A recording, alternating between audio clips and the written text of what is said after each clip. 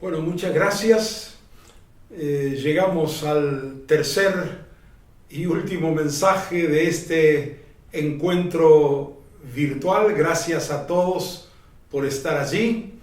Me toca la responsabilidad de compartirles esta última palabra que lo he titulado El desafío que tenemos por delante. Es increíble que un virus tan pequeño como el COVID-19 haya puesto en jaque a todas las naciones del mundo.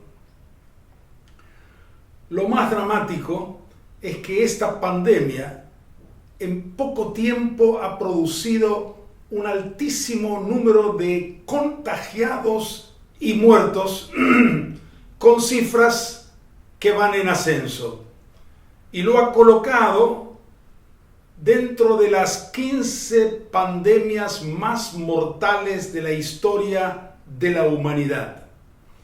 Hasta ahora ya hay en el mundo 8 millones de contagiados y 450.000 muertos, y todavía no sabemos cuál va a ser el resultado final. Este virus submicroscópico ha paralizado muchas actividades del mundo, aún nuestras reuniones, y nos ha obligado a repensar muchas cosas.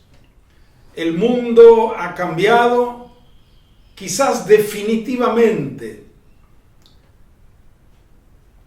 y este cambio es muy importante porque ha involucrado a toda la humanidad, todo el mundo, todas las naciones están involucradas en esta pandemia. Cuanto antes entendamos que nuestro mundo ha cambiado, más fácil será adaptarnos al mundo de la pospandemia, de lo que viene por delante. En realidad aún no sabemos cuándo va a terminar todo esto y cómo será el mundo y nuestro país cuando todo esto haya sido de algún modo superado. El pastor presbiteriano Ricardo Agreste de Brasil, en una conferencia digital, él dijo lo siguiente: el mundo como lo conocimos no existe más. Los historiadores hablarán del año 2020 como el año que comenzó y no terminó. Pensemos en los niños en la escuela, apenas comenzaron marzo y aún las actividades generales que en realidad recomenzamos todos en marzo, y ahí nomás vino el corte y esta parálisis social en nuestro país y en tantas otras naciones. ¿Cómo será la nueva normalidad, entre comillas, si se puede hablar de normalidad?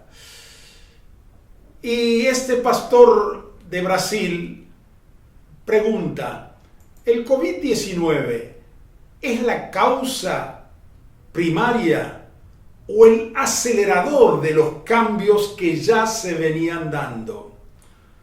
En realidad, el mundo ya estaba sufriendo algunos cambios importantes, pero aquello que quizás hubiera demorado 3 años o 5 años, sucedió en 3 semanas.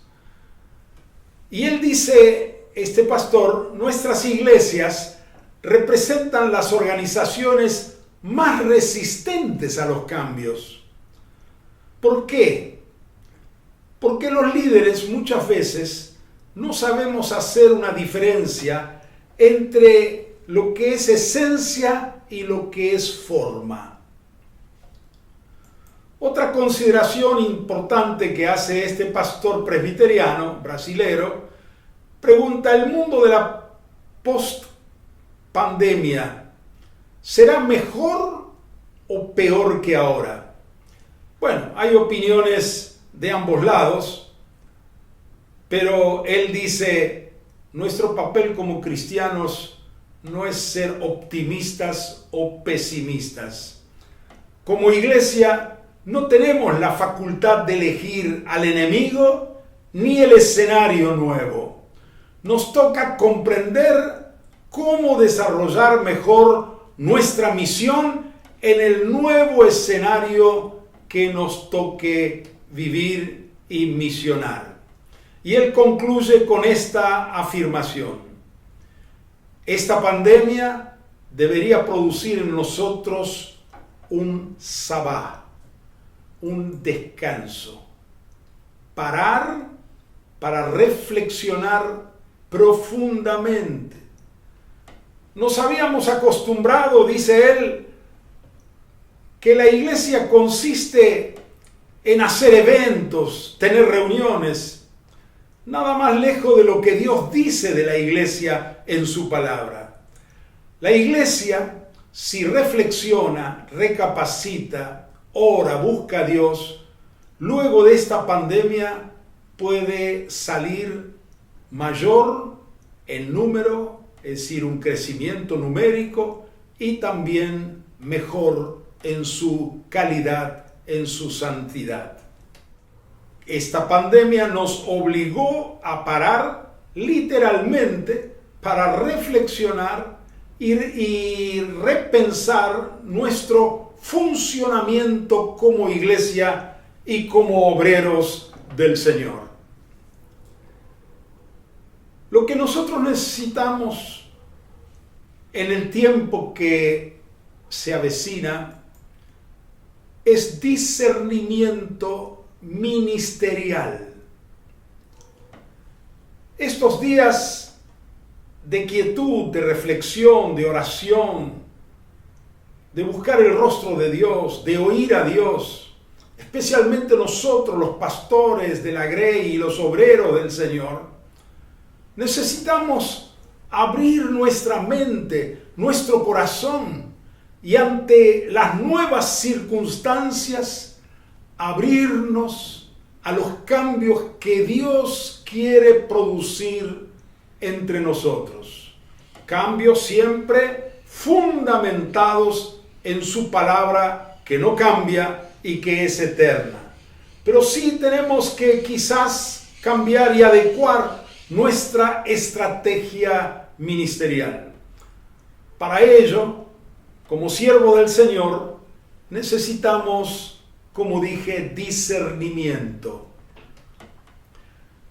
Necesitamos discernir entre lo absoluto y lo relativo, entre lo inmutable y lo variable, entre lo indispensable y lo prescindible, entre lo esencial y lo secundario, entre lo permanente y lo circunstancial.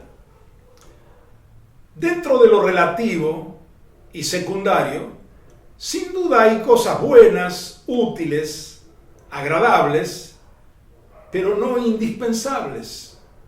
Y otras que seguimos practicando, aunque no son absolutas, son relativas, pero seguimos a veces practicándolo por costumbre o por tradición, porque así veníamos funcionando. Haremos bien en detenernos y evaluar. Vamos a ver algunos ejemplos entre lo absoluto y lo relativo, entre lo esencial y lo que es variable, prescindible. Por ejemplo, primer ejemplo, adorar a Dios en espíritu y en verdad es algo absoluto, es mandamiento del Señor. Pero adorar a Dios acompañado con instrumentos musicales es algo secundario. podemos prescindir. También lo podemos usar, pero no es lo esencial. Otro ejemplo. Dios nos llama a ser iglesia las 24 horas del día y los 7 días de la semana. Porque la iglesia no es un edificio. La iglesia no es la congregación.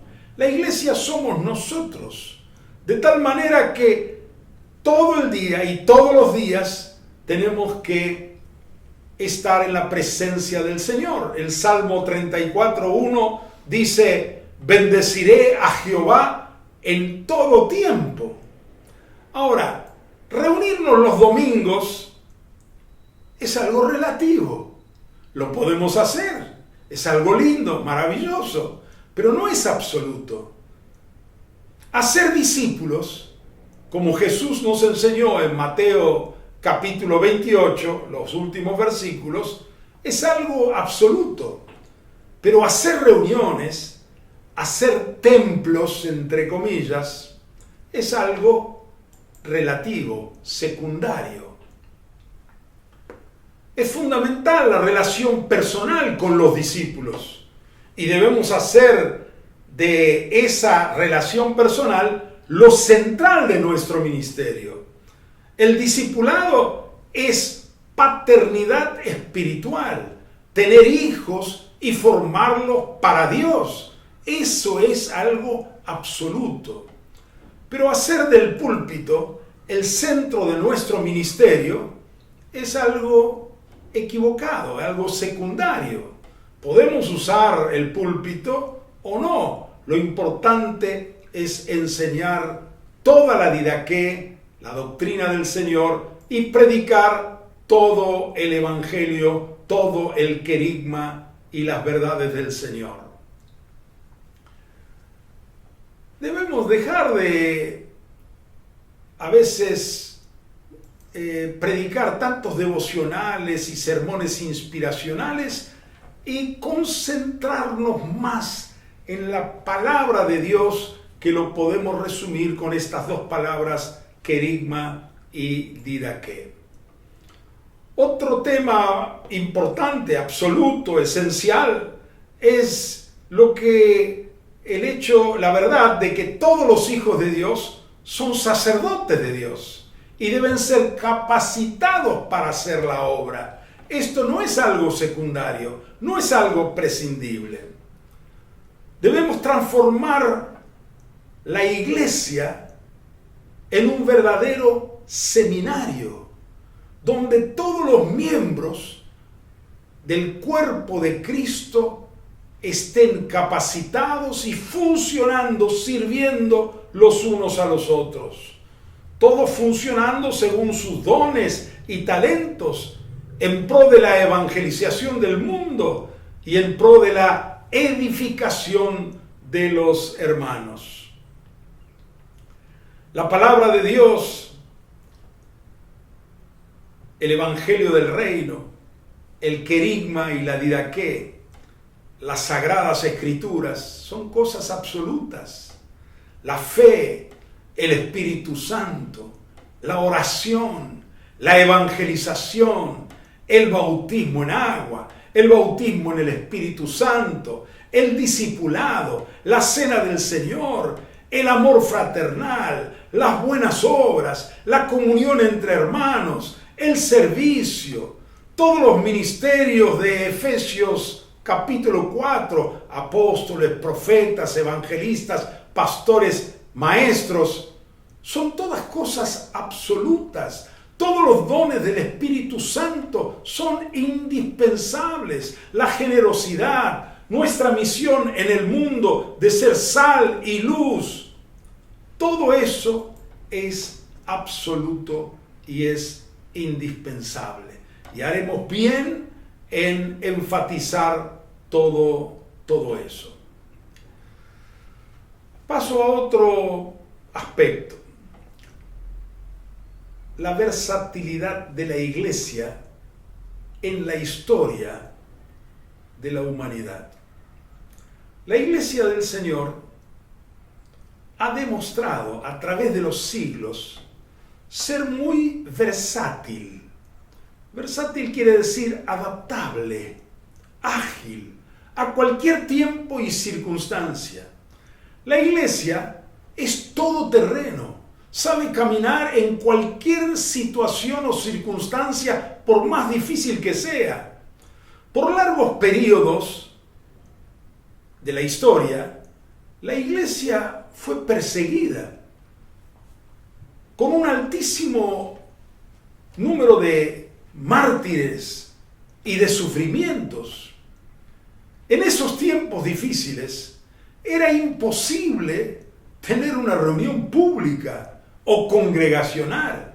Era la iglesia subterránea, la iglesia perseguida, pero nunca dejó lo absoluto, nunca dejó la palabra de Dios. Nunca dejó la oración, la evangelización, el discipulado, en todo tiempo y circunstancia.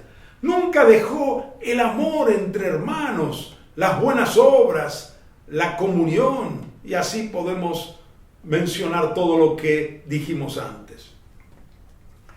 La iglesia en sus primeros 300 años nunca tuvo templos donde reunirse.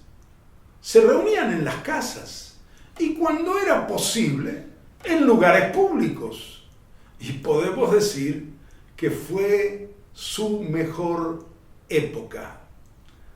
Jamás a esos hermanos de aquellos años se les hubiera ocurrido llamar iglesia a un edificio material.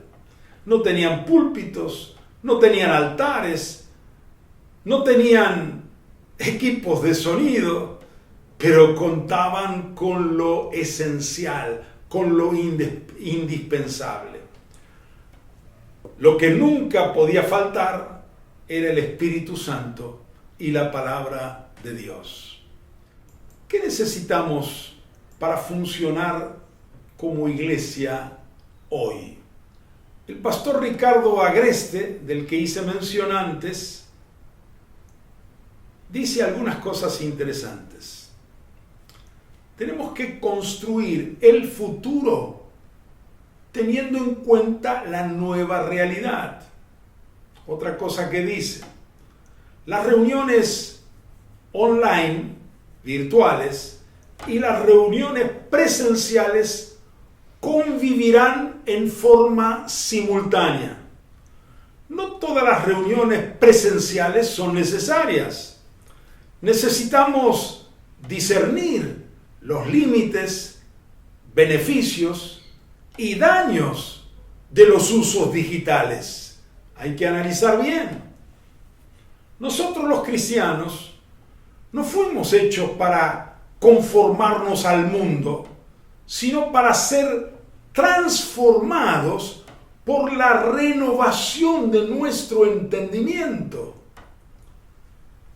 ¿Qué necesitamos para ser iglesia hoy? Debemos plantar nuevas iglesias con menores recursos económicos.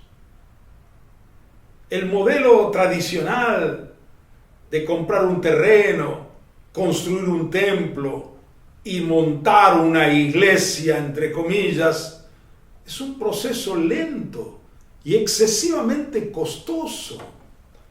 Tenemos que pensar en abrir iglesias en las casas. Ya tenemos algún ejercicio de esto, pero hoy lo tenemos que fortalecer más. Debemos ser mucho más creativos.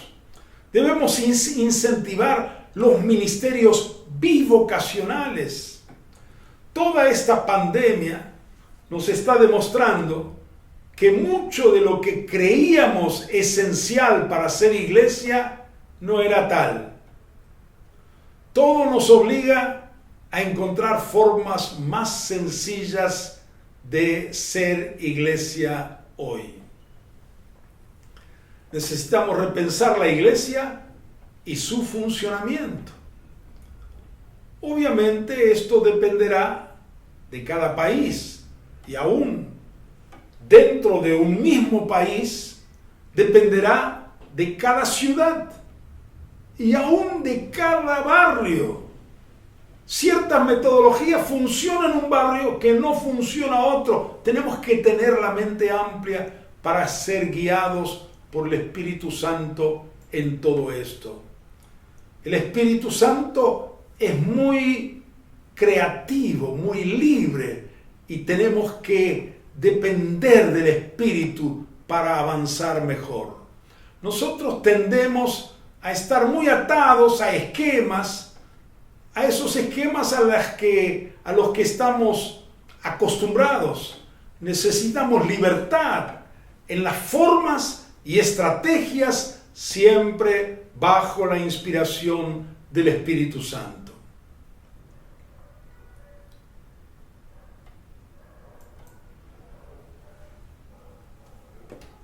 También quiero hacer otra reflexión y en relación a la evangelización. Hoy hay una gran puerta abierta en las personas en cuanto a la evangelización. Esta pandemia ha provocado una nueva sensibilidad en la gente, en la humanidad. No en todos, pero sí en muchos. Y con ellos nos tenemos que contactar. Existe una nueva conciencia de la fragilidad del ser humano, tanto en el área de la salud, la economía, el trabajo y en otras áreas más.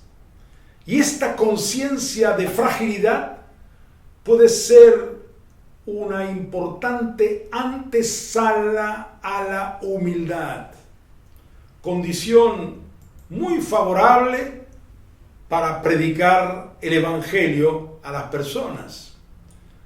Hay una nueva conciencia de la imprevisibilidad de la vida. No tenemos agenda. ¿Cuánto durará todo esto? ¿Cuántos morirán? ¿Cuándo volveremos a la normalidad? No sabemos.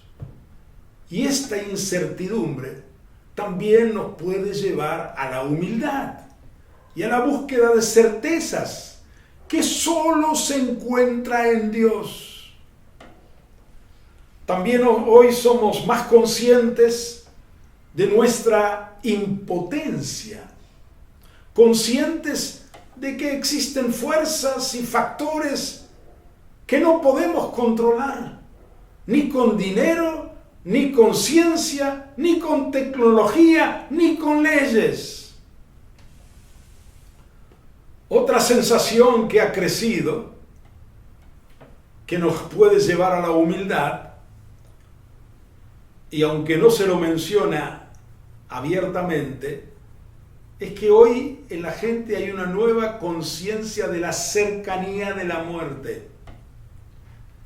Esto genera temor, ansiedad, necesidad espiritual, sed de oír un mensaje de esperanza, de vida, de salvación.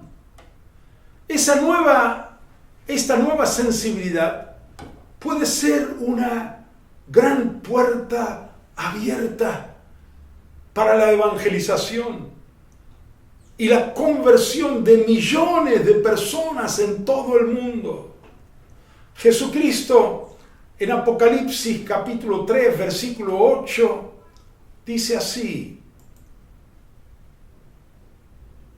así dice el santo, el verdadero, el que tiene la llave de David, el que abre y ninguno cierra, y cierra y ninguno abre. Ese es Jesucristo. Y Él dice así: he aquí delante de ti una puerta abierta, la cual nadie puede cerrar. Tenemos que enfatizar en este tiempo la evangelización de la forma que sea posible.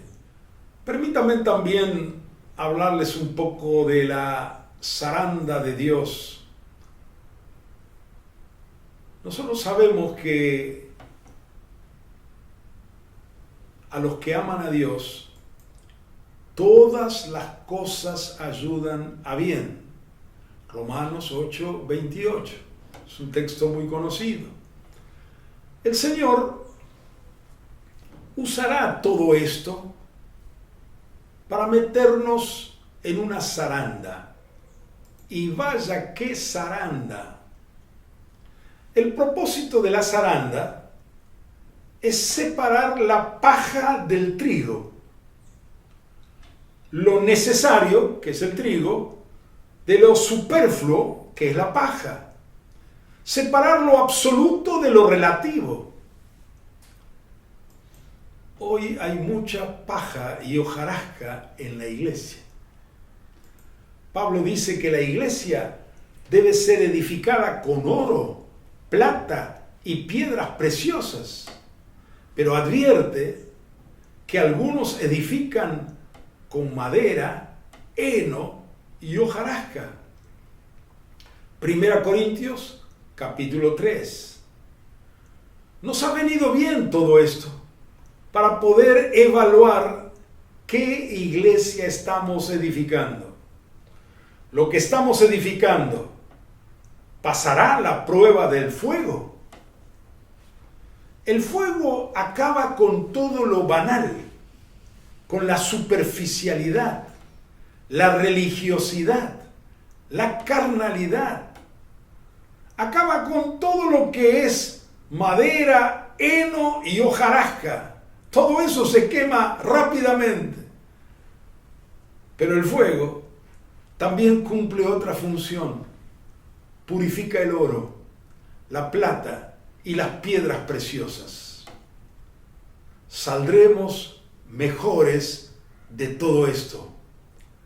Eso es lo que Dios se ha propuesto, lo que Él está tramando, entre comillas, con todo este tiempo difícil. Si nos humillamos delante del Señor y buscamos su rostro, Él nos hablará y saldremos mejores de todo esto. Nos concentraremos en lo importante, en lo trascendente. Nos concentraremos en la palabra de Dios y la oración. Yo no quiero perder los últimos años de mi vida construyendo lo que el fuego acabará. Quiero invertir en lo que perdurará por la eternidad. ¿Qué es? Ganar a los perdidos y edificarlos a la imagen de Jesús. El resto, como decimos en Argentina, es cháchara. Es decir, vana palabrería. Dios nos ayude para que así sea.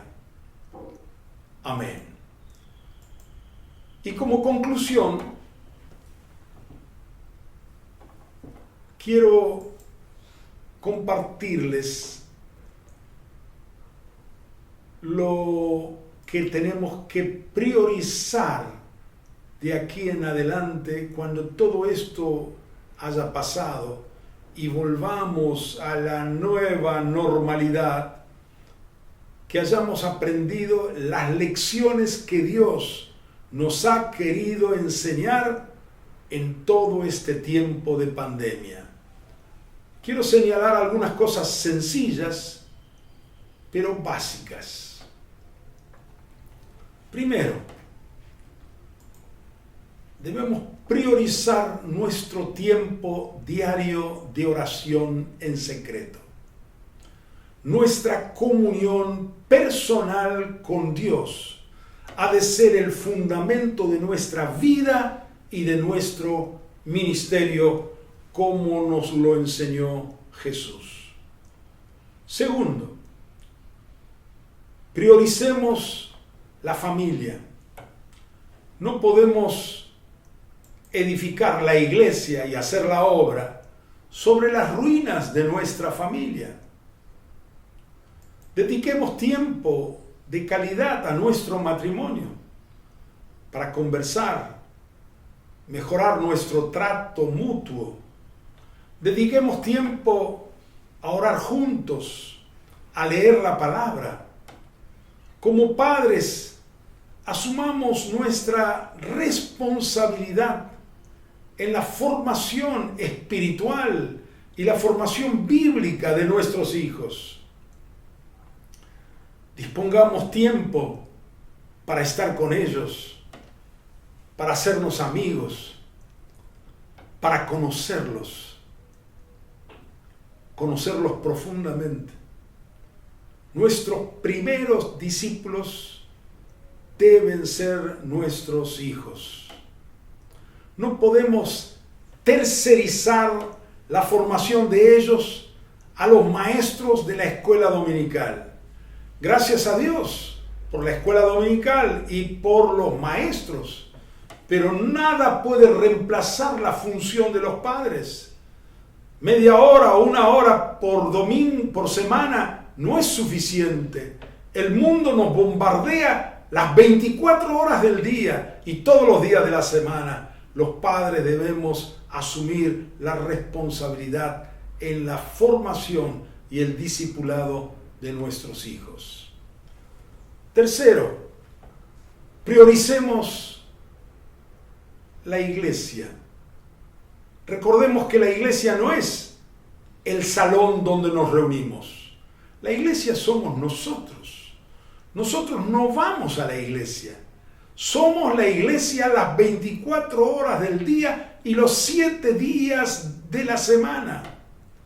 Anhelamos el día en que podamos reunirnos de nuevo con todos los hermanos para celebrar culto a Dios y celebrar nuestra comunión. Pero tengamos en claro que aunque la iglesia se congregue, la iglesia no es una congregación. La iglesia es una familia. Es la familia de Dios. Seamos más familia. Seamos más hermanos. Que a ninguno le falte nada. Que haya un ida y vuelta de amor, de comunión, de contacto, de conocimiento. Que sepamos llorar con el que llora, reír con el que ríe. Seamos iglesia en todo el sentido de la palabra. Número 4. Prioricemos las relaciones personales a las reuniones. Jesús dijo así: el buen pastor conoce a sus ovejas. A cada una de ellas las llama por su nombre. Debemos fortalecer las relaciones firmes y permanentes, las coyunturas. Fortalezcamos el discipulado. Cada pastor, cada obrero debe tener su grupo de discípulos y dedicarse a su formación, a fin de que cada discípulo a su vez tenga su propio círculo de discípulos y así sucesivamente hasta que todos los miembros estén unidos por las coyunturas. La iglesia es un cuerpo y en un cuerpo no hay ningún miembro suelto. Número 5. Ya voy terminando. Prioricemos la enseñanza y la predicación de la palabra de Dios. En el griego, esto se expresa con las siguientes palabras que ya mencioné antes, cuando hablé de lo absoluto y lo relativo. Las dos palabras griegas son didaqué y querigma. La didaqué es la suma de los mandamientos de Jesús y de los apóstoles, como lo tenemos, por ejemplo, en el Sermón del Monte. El querigma es la totalidad de las verdades que revelan a Cristo, revelan la persona y la obra de Cristo. Su obra por nosotros en la cruz, su obra en nosotros, su obra entre nosotros y su obra a través de nosotros en el mundo. Esto se resume con 4 palabras: redención, Espíritu Santo, iglesia y misión. Lo que edifica y forma vidas es la palabra de Dios, no discursos, no sermones, específicamente el querigma y la didaqué. Y finalmente, prioricemos la evangelización. Como dije antes, este es un kairos de Dios. Ha aumentado la sed espiritual en la gente. Es un día nuevo, es nuestro tiempo. Los campos están blancos para la cosecha. Hay una nueva apertura hacia lo espiritual. Es tiempo de ir mar adentro, tirar las redes, como dijo Jesús a Pedro: boga mar adentro. Tenemos que ir a la profundidad, al mar, y tirar las redes para pescar. Y concluyendo, digo que cada uno de nosotros debemos hacer una lista no muy larga de algunas cosas que Dios nos ha mostrado en este tiempo. Y necesitamos anotarlas para no olvidarlas, para ponerlas en práctica y perseverar en aquellas cosas que Dios en estos días nos ha mostrado, nos ha hablado. Y cuando todo esto haya pasado, con la ayuda de Dios, seremos mejores. Bendito sea el nombre del Señor. Queridos hermanos, pastores, sus esposas, obreros y sus esposas, la mayoría de Argentina, pero también hay algunos de otros países que están participando de este encuentro. A todos les envío un gran abrazo en el amor maravilloso de nuestro Señor Jesucristo. Cristo está en el control, Él reina y Él nos fortalecerá para que podamos cumplir cada día mejor nuestra misión aquí en la tierra. Bendito sea su nombre.